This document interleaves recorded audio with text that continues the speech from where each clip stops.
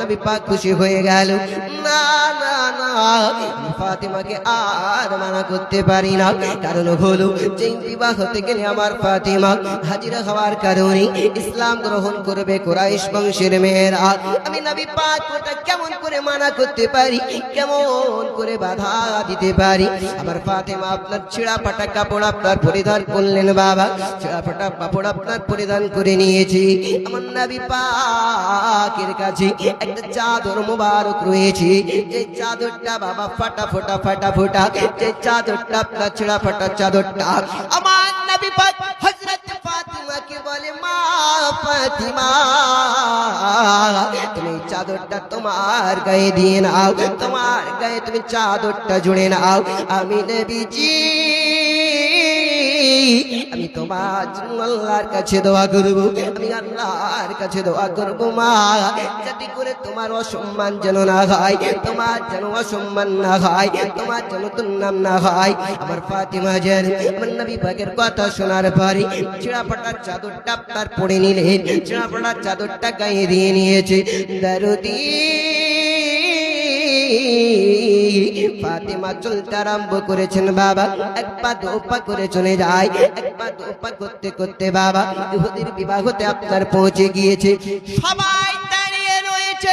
ফাতিমা হলো গরিব পরিবারের মেয়ে, তার বাবা হলো গরিব।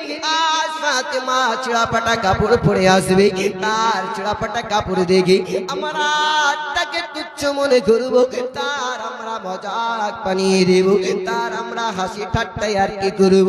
সবাই ধ্যান ধারণা নিয়ে বসে আছে, সবাই সিংহাসনে বসে আছে। আমার ফাতিমা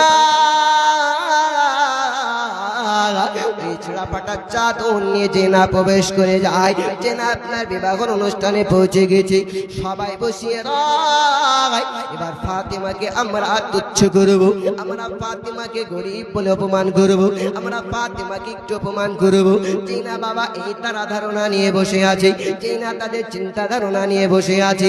আমার ফাতিমা জেনা আপনার রাজপ্রাসাদে প্রবেশ হয়ে গিয়েছে, সবাই সিংহাসনে বসে রয়েছে, সবাই সিংহাসনে বসে রাখায়।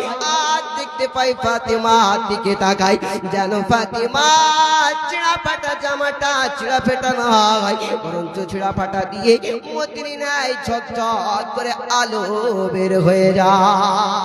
সুবহানাল্লাহ সুবহানাল্লাহ। আলোর নেয় মতির নেয় চকচক করে বাবা ছেঁড়া ফাটা চাদর ছেঁড়া ফাটা নয়। ফাতিমার গায়ে যেটা রয়েছে, ফাতিমার গায়ে ছেঁড়া ফাটা যেটা চাদর রয়েছে বাবা, ওই চাদরটা ছেঁড়া ফাটা নয়। ওই চাদরটা যেন মতির নাই আপনার ঝিলমিল করতেছে, হীরার নাই আপনার আলো দিতে আরম্ভ করেছে, টকটক করে আপনার ফুটতে আরম্ভ করে। যত রাজপ্রাসাদের যত রাজা বসেছিল, রাজার কন্যা সিংহাসনে বসেছিল, যেই না ফাতিমাকে দেখেছে সবাই হতভাগ হয়ে গেল, সবাই অবাক হয়ে গেল। ফাতিমা এত দামি কাপড় কোথায় পেল, এত নামি দামি ড্রেসটা তুই কোথায় পেলে ফাতিমা? তাদের চিন্তা ধারণা হয়ে গেল, আমরা এত রাজসার পিঠে হওয়ার পরে, আমরা এত নামি দামি বড় লোকের মেয়ে হওয়ার পরে, আমরা এমন ড্রেস আমরা কখনো দেখিনি, এমন কাপড় আমরা দেখিনি। ফাতিমার কাছে যাওয়ার পরে গিয়ে বলে, ফাতিমা এমন আমরা চাদর দেখিনি, এমন মুক্তা লাগানো চাদর আমরা জীবনে দেখিনি।